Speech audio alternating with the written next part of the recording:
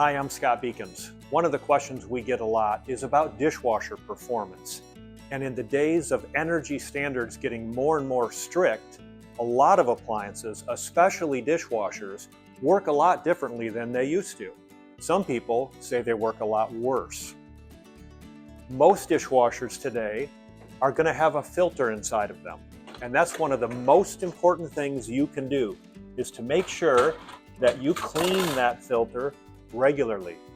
In the old days, dishwashers used to have a food grinder, and they didn't have a filter to clean. Well, in today, almost everyone has a filter.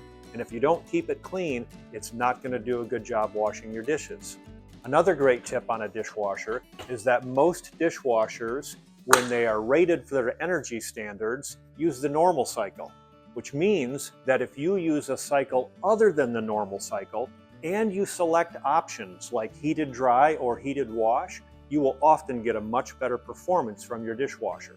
It's also really important to make sure that you're loading your dishwasher properly, because the water from the wash arm has to be able to get to each level where you're putting your dishes.